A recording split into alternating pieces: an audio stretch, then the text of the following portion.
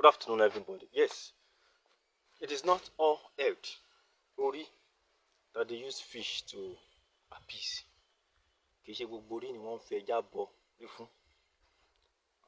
Because every head is being grouped according to star. So, the star under which you are born determines the items to be used to feed your head. Understand?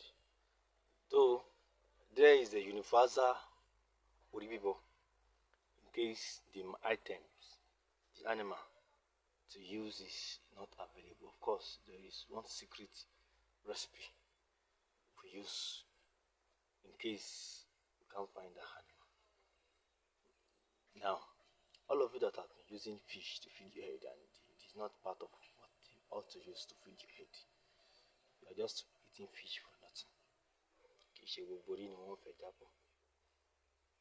Get this straight. Now, because once they do whatever they want to do for them, they say, go and bury, and then your people can't carry fish. You need to understand. My name is Ajenla.